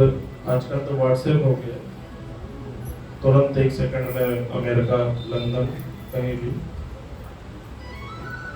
तो ब्राह्मणों को बुलाया, पत्र लिखा, पत्र में लिखा कि मैंने आपको पति रूप में प्राप्त करना चाहती हूँ, और आपकी कथाओं को, लीलाओं को श्रवण करते करते पूरा जीवन बीत गया, और मैंने आपको अपना पति मान लिया है। घोषणा कर दी कि आप ही हमारे पति हो। अब आप चाहते हो कि मेरा दूसरा विवाह हो, यदि नहीं तो आप परसों तक आ जाओ। तो परसों हम गिरजा मंदिर जाएंगे, कात्यायनी माता का मंदिर, वहां पूजन करने जाते हैं। माया की परंपरा है शादी के पहले। ब्राह्मण जी, ब्राह्मण देवता बिल्कुल उच्च श्रवण घोड़ा निकला था ना, समुद्र मंथन इतना तेज चलता, वायु से भी तेज, उच्च श्रवण, उससे भी तेज ब्राह्मण जी भागते हुए, ब्राह्मण देवता भागते गए द्वारकापुरी। बताया जैसे ब्राह्मण देवता आए, ठाकुर जी ने प्रणाम किया, बिठाला, बैठो महाराज जी, क्या खबर लाए? बताया कि पत्र लाए हैं आपके लिए। बोले आप पढ़ दो। बोले नहीं, गोपनीय है। बोले हमें सब पता है, कोई गोपनीय, पढ़ो। पढ़वा दिया। ब्राह्मण देवता बोले प्रभु अब जल्दी करना है, जो करना है, कि परसों तक का समय है। बोले हम भी यही चाहते हैं कि हमारा उससे विवाह हो जाए। बोले प्रभु आप भी हो जाए, आपने भी तो नहीं देखा। बोले उनने भी नहीं देखा, हमने भी नहीं देखा, बात बराबर हो गई, जाओ। संदेशा दे देना, पहुंच जाएंगे। ब्राह्मण देवता पहुंचे। यहां पर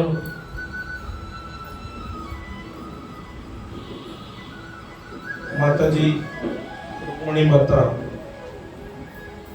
पूजन की थाली लेके तैयार है, पूजन करने जा रही हैं, भगवान को भज रही हैं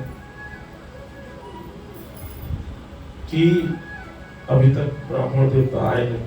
अच्छा, जिन कन्याओं का विवाह नहीं हो रहा होगा तो एक मंत्र है, उस मंत्र को यदि शुक्ल पक्ष की अष्टमी से जपना प्रारंभ कर दे, बहुत जल्दी विवाह हो जाता है कन्याओं का। कात्यायनी महामाये महायोगेन्द्रीश्वरी नंद गोप सुतम देवी पति में कुरुते नमः। भगवान कृष्ण के जैसा वर होना, कहते हैं कि माता से प्रार्थना करना पड़ता है। उसके बाद जैसे ही रुक्मिणी मैया जा ही रही हैं और सामने से ब्राह्मण देवता चले आ रहे हैं। ब्राह्मण देवता आ रहे हैं, नजर पड़ी है, मुस्कुराते हुए आ रहे हैं, मतलब समझ गए कि काम हो गया, मतलब खबर पहुंच गई है और संदेशा भी अच्छा आ रहा है। और वहां पर शिशुपाल बारात लेके पहुंच गया। शिशुपाल आ चुका बारात लेके, और रुक्मिणी जी भगवान की प्रार्थना कर रही हैं। मन जाने राज्य हो मिलहि सोवर सहज सुंदर सावरो करुणा निधान सुजान शील। ऐसा सावला सलोना सुंदर वर प्रदान करो कात्यायनी माता। वाम अंग फड़कने लगा, शुभ संकेत हो गया, मतलब माता जी ने प्रार्थना एक्सेप्ट कर ली, है ना। उसके बाद बारात पहुंच गई। जब बारात पहुंच गई तो रुक्मिणी ने अपने पिताजी से कहा कि पिताजी बारात आ गई, मैं जनवासा देखने जा रहा हूँ, तो फटाफट जाओ तुम, आप सगाई की तैयारी करो भाई, क्योंकि एक दिन का समय था, तुरंत तुरंत सब होना था। 2 दिन बाद बोल दिया था ना कि परसों बारात आ रही है। बोले आप सगाई की तैयारी करो, हम जनवासा जा रहे हैं। अब भीष्मक जो रुक्मिणी के पिता थे निकले खरीदारी करने, सामान खरीदते खरीदते, और वहां से ठाकुर जी चल पड़े रथ में लेके। ठाकुर जी रथ लेके आ गए कहाँ? कात्यायनी माता मंदिर में, जहाँ रुक्मिणी जी प्रार्थना कर पहुंचने वाली। अब जैसे ठाकुर जी वहां पहुंच रहे थे मंदिर के लिए और खरीदारी पूरी हो गई थी, भीष्मक ने जैसे नजर पड़ी, अरे ठाकुर जी कृष्ण का नहीं है काल कहाँ? तुरंत रथ से कूद पड़े, पैरों पे गिर गए। प्रभु आप कैसे? बोले अरे हम थोड़ा काम से आए हैं, निकल रहे थे तो आप बोले प्रभु बहुत अच्छे समय आए हो, आज हमारी बिटिया की सगाई है, चलो। बोले नहीं नहीं, हम बहुत जरूरी काम से आए हैं, आप जाओ तैयारी करो। सामान लिए थे, तो जो सामान लिए थे सैनिक वगैरह, वो सोचे जी दूल्हा है, सारा सामान वहीं चढ़ा दिए। वो ठाकुर जी बोले अरे महाराज इनको समझाओ, बारात दूसरी है। तो अब चढ़ गया भगवान को, तेरा तुझको अर्पण किया लागे मेरा। तो बोले अच्छा प्रभु ठीक है, 10 मिनट के लिए घर चलो, जलपान कर लो, फिर चले जाना। जबरदस्ती हाथ पकड़ कर रथ में बिठा लिया। भीष्मक ने ठाकुर जी को रथ पे बिठा लिया। अब नगर से निकले, पीछे पीछे सगाई का सामान आ रहा है और ठाकुर जी भीष्मक जी साथ में रथ में। पूरे नगर वासियां तालियां बजा रहे हैं, देवता पुष्प बरसा रहे हैं। बोले वाह कितने रुक्मिणी के भाग पे इतना सुंदर दूल्हा, कितना सुंदर दूल्हा। अब भीष्मक जब सुन रहे हैं कि अरे लोगों में कंफ्यूजन पैदा हो रहा है, ठाकुर जी भी समझ रहे हैं, ये लोग समझ कुछ रहे हैं, बारात कोई और है। फिर ठाकुर जी बोले अब हम आधे रास्ते में ही बोले, घर नहीं गए, बोले हम जा रहे, बहुत जरूरी काम है। बोले आप आ जाते तो अच्छा लगता, शादी है आज रात में। तो बोले नहीं, निमंत्रण तो आपने भेजा नहीं था, अब सामने पड़ गए तो आप पूछ रहे हो, ठीक है हम फिर भी आपका स्वागत सम्मान कर मतलब एक्सेप्ट कर रहे हैं, आप लोग निकलो। ठाकुर जी तुरंत अपने रथ पे सवार होके वापस जहाँ पे एड्रेस था, कैतनी माता ने एड्रेस दिया था ना लेटर में, यहाँ पहुंच जाना। ठाकुर जी पहुंच गए और ये जो नगर में जयकारे लग रहे थे ना, तो ये खबर पहुंच गई जनवासी तक। शिशुपाल की बारात में जरासंध भी पहुंचा रहा, वो जिसने जो 17 बार हारा था, बड़े पक्के मित्र थे। जरासंध को खबर लगी, बोले छलिए यहाँ क्या कर रहा है? बोले इसको तो मैंने अपने हाथ से जला के मारा था। बोले दाल में कुछ काला है। शिशुपाल बोले अरे डरने की क्या बात है, इतनी सेना है हमारे पास, भेज दो। कहाँ गई है रुक्मणी? बोले वो कात्यायनी माता के मंदिर, पूरी सेना भेज दी वहीं। अब जैसे ही कात्यायनी माता के मंदिर से दर्शन करके रुक्मणी जी निकली, देखो तो सैनिक सेना। बोले हमने तो लिखा था यहाँ कोई नहीं रहेगा, अब तो हजारों सैनिक खड़े हैं। तो रुक्मणी जी बड़ी परेशान। लेकिन रुक्मणी जी लक्ष्मी जी का ये अवतार है, इतनी सुंदर, इतनी दिव्य, जितने सैनिक खड़े थे सब रुक्मणी जी को देख के बिल्कुल आंखें फाड़ दे रहे थे। ठाकुर जी भी चुपचाप जाके बीच में खड़े हो गए। अब रुक्मणी जी देखती जा रही हैं, जैसे नजरें से नजरें मिली हैं, मुस्कुराए हैं, समझ गए ठाकुर जी, तो उन्होंने पहचान लिया। ठाकुर ने हाथ बढ़ाया, रुक्मणी जी को रथ पे बिठाया और सारे सैनिक देख रहे हैं, वो कह रहे कितनी सुंदर जोड़ी लग रही है, आय काय के लिए है उनको मारने, और क्या कह रहे हैं कितनी सुंदर जोड़ी लग रही है। ठाकुर जी रथ में रुक्मणी जी को लेके सीधे हवा की गति से दौड़ते हुए यहाँ रुक्मणी मंगल इस प्रकार हुआ है।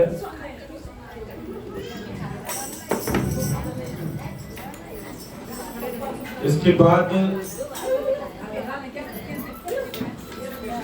बैठा लो, अभी इसके बाद बैठा लो, बैठ जाने दो। फिर उसके बाद जैसे ही भगवान रात्रि में अकेले चले थे ना, तो वहां पर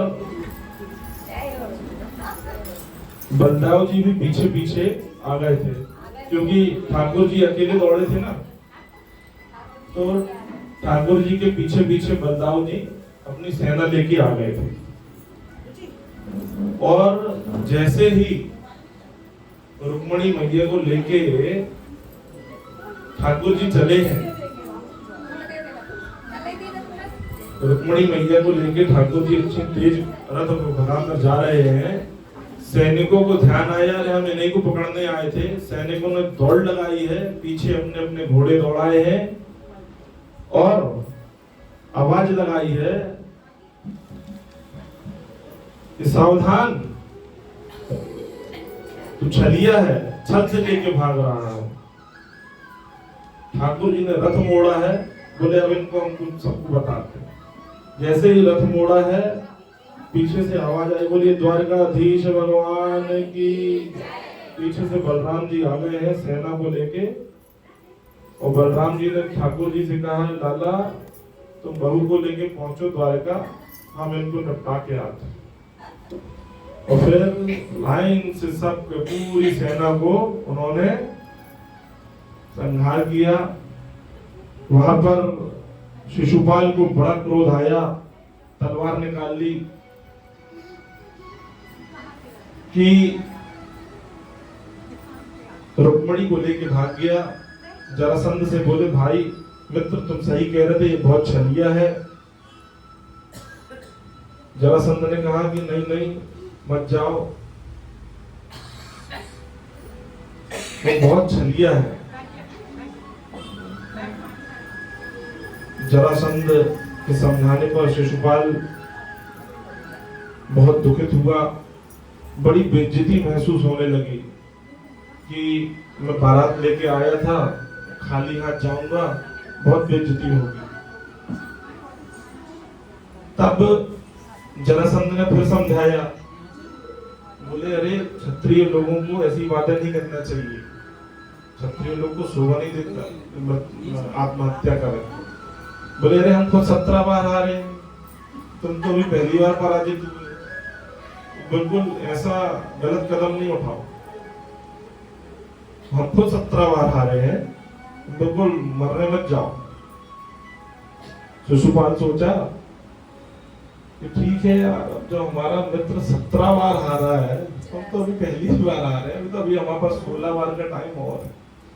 शांति हुई, थोड़ी मन में शांति हुई।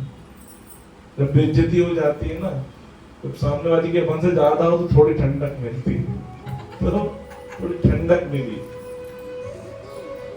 उसके बाद रुक्मणी को खबर लग गई कि ठाकुर जी तो चले हैं, लेकिन मेरा भाई पीछे पीछे आ रहा है। ठाकुर जी से बोली, प्रभु मेरा भाई आ रहा है। बोले कोई बात नहीं, आने दो उसको भी। और अपनी अपनी क्रोध में तलवार लेके दौड़ता हुआ जा रहा है। ठाकुर जी के सामने, रथ के सामने अपना वो रथ लगा दिया, रोक लिया, युद्ध हुआ। अब ठाकुर जी तो नारायण है, एक बार में एक तलवार में परास्त कर दिया, तलवार गिरा दी। जैसे ही गर्दन उतारने के लिए तलवार उठाई, रुक्मणी जी पैरों में गिर गए। तो प्रभु क्या कर रहे हैं? रुक्मणी जी की बड़ी दुविधा, एक तरफ भैया, दूसरी तरफ बड़ी दुविधा में प्रणाम किया, क्षमा मांगी, प्रभु छोड़ दो भाई।